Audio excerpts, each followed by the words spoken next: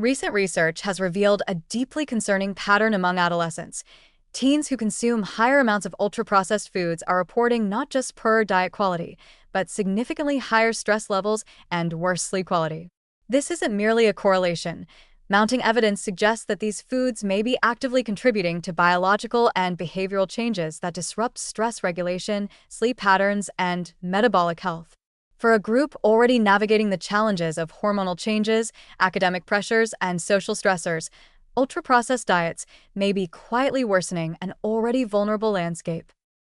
Ultra-processed foods, soft drinks, sugary cereals, packaged snacks, fast food meals, and flavored instant products are engineered for convenience and taste. They are calorie-dense, highly palatable, and often low in fiber, protein, and micronutrients. This combination of nutritional emptiness and sensory intensity can have cascading effects on the body. High sugar and refined carbohydrate loads trigger rapid spikes and crashes in blood glucose, activating stress-related hormones like cortisol. For teens, whose hypothalamic pituitary adrenal (HPA) axis is still maturing, repeated exposure to these dietary stressors can heighten baseline stress reactivity. Over time, this means that a diet heavy in ultra-processed foods doesn't just follow stress, it can amplify it, making normal day-to-day challenges feel more overwhelming. Sleep is another major casualty. Teens consuming high levels of UPFs are more likely to report difficulty falling asleep, frequent night waking, and non-restorative sleep. Part of the problem is metabolic. Fluctuating blood sugar, caffeine from energy drinks, and late-night snacking all interfere with circadian rhythms and melatonin production. But it's also behavioral and neurological. Ultra-processed foods stimulate reward pathways that can mimic the effects of addictive substances, increasing arousal when winding down should occur. Combined with overstimulating technology use and academic pressures, these foods create an environment where teens' bodies and brains struggle to achieve restorative rest. Chronic poor sleep then feeds back into stress, appetite regulation, and mood disorders, creating a vicious cycle. The metabolic consequences are equally troubling. Regular consumption of UPFs is associated with impaired satiety signaling, insulin resistance, and increased adiposity. Teens who experience higher stress and disrupted sleep are further vulnerable because cortisol spikes promote abdominal fat accumulation and interfere with insulin sensitivity.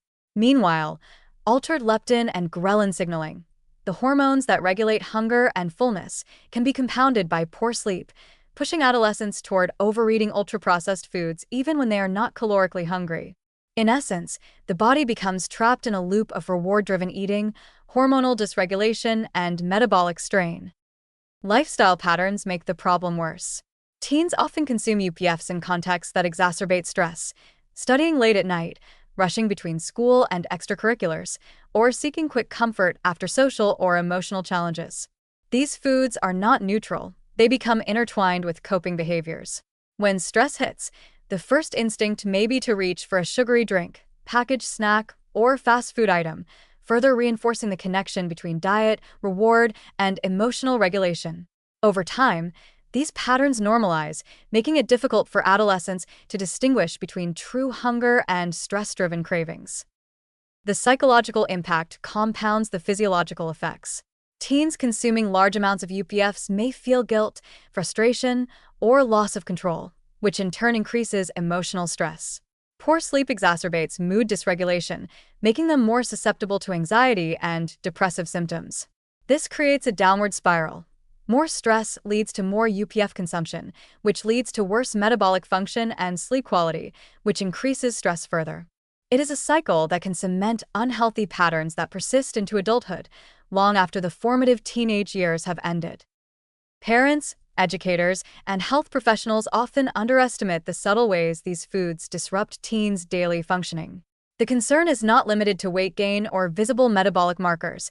It's about the quiet erosion of resilience, the impairment of hormonal balance, and the normalization of poor lifestyle habits. By allowing high UPF diets to dominate adolescence, a period of rapid brain development, hormonal shifts, and identity formation, we may be unintentionally programming a generation for higher chronic stress, sleep disorders, and lifelong metabolic vulnerability.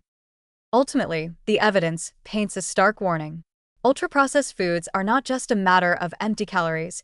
They may actively compromise stress regulation, disrupt sleep architecture, and disturb metabolic homeostasis. For teens, who are navigating one of the most sensitive periods of physiological and psychological development, high consumption of these foods can be especially damaging. The consequences are cumulative, subtle, and self-reinforcing, creating a scenario where poor dietary patterns fuel stress and sleep problems, which in turn promote further ultra-processed food intake. Without intervention, these patterns risk locking in a cycle of chronic health challenges that extend far beyond adolescence.